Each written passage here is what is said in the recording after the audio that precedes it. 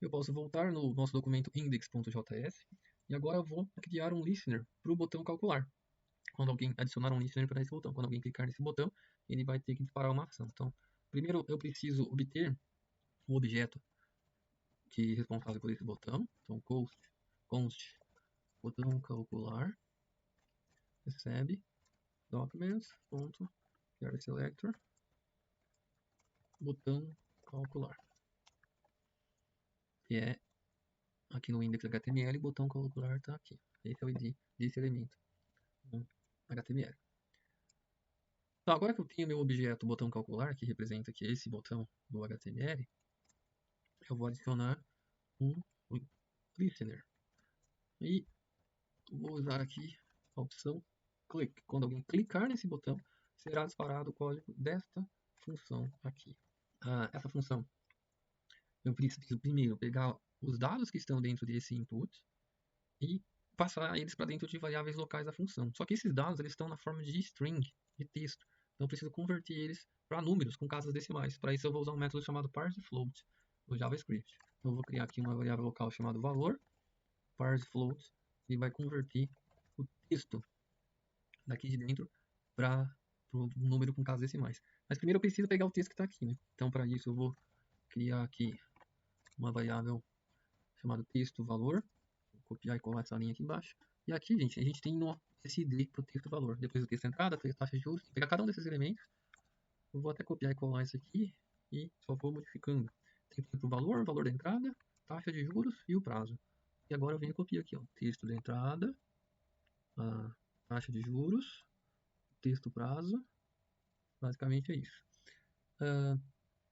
Então aqui eu vou pegar o texto valor, converter, pegar o valor desse elemento. Lembrando que o objeto texto valor, ele pegou o elemento HTML representado pelo input, onde eu vou colocar o valor do bem.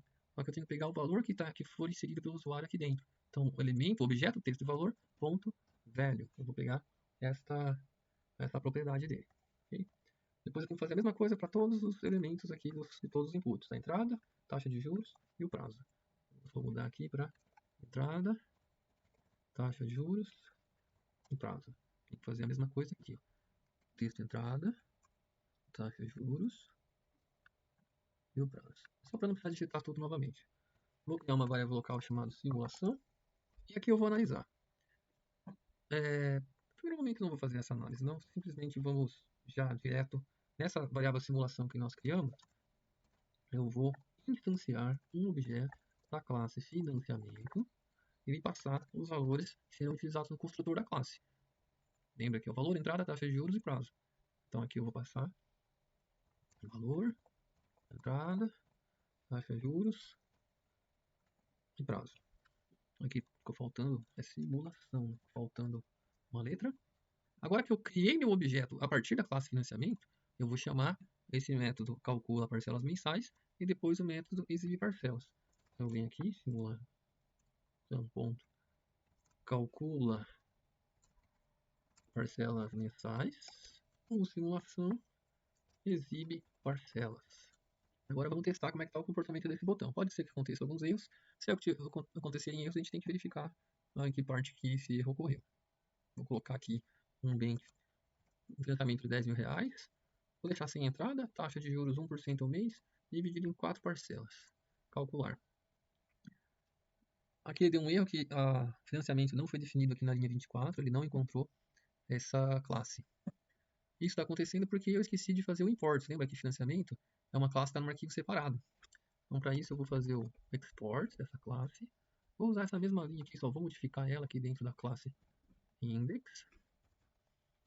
E aqui eu faço o meu import. Eu tenho que trocar isso aqui de parcela para financiamento e indicar que essa classe está dentro do arquivo financiamento.js.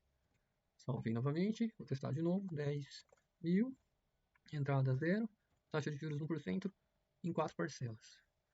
Aqui a nossa tabela ela foi preenchida, mas está acontecendo um erro com o valor da parcela.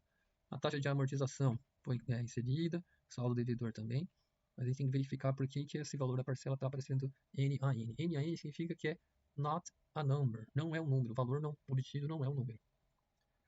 Bom, como a gente pode perceber, pessoal, como o valor da parcela não é um número, o juros também não é um número, vamos verificar na classe financiamento se houve o valor da parcela, ele depende dos juros mais amortização. Os juros depende do saldo e a taxa de juros. Esse saldo tem a ver com as parcelas. Essa taxa de juros, a gente tem que verificar se o valor dela está sendo fornecido corretamente. E eu acabei de perceber aqui que quando eu utilizei o comando this.taxa de juros, quando eu selecionei essa propriedade, eu esqueci de colocar a hashtag aqui na frente, porque essa aqui é uma propriedade privada, então eu preciso colocar essa hashtag aqui para indicar que eu quero atribuir esse parâmetro para essa propriedade. Então provavelmente isso aqui deve resolver o problema. Vou tentar novamente, 10.000, nada de entrada, taxa de juros 1% ao mês, no prazo de 4 meses. Então a gente tem aqui a nossa tabela com as 4 parcelas. Parcela 1, 2, 3 e 4, o valor de cada parcela, amortização, juros e saldo devedor. Deixa eu ampliar um pouquinho aqui para a gente ver melhor. Tá aqui. Se eu quiser diferenciar entre uma linha e outra dessa tabela, colocar uma cor diferente, a gente pode vir aqui no nosso index.html e inserir uma propriedade, um estilo para essas linhas. Existe uma opção que é para cada linha da tabela aqui no CSS, eu vou usar aqui que esse ETH é sempre a próxima linha. Entre as linhas da tabela, para cada filho aqui desse elemento TR, as linhas pares elas vão ter cores diferentes das linhas ímpares. Esse even significa que é par. Eu vou colocar aqui que o background color dessa linha vai ser a cinza. Vamos testar como é que fica.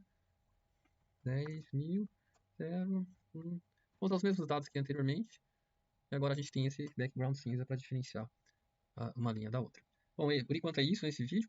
E o último vídeo eu vou apresentar agora uma variação, né? Quando o usuário quiser calcular alguma coisa com uma carência de alguns meses. Ele vai ter algumas parcelas que ele não vai pagar, porém vai correr juros em cima do saldo devedor. Para isso a gente vai criar uma subclasse da classe financiamento para trabalhar com herança e encerrar então nosso simulador de financiamento. Então esse aqui por enquanto é isso em relação a essa parte.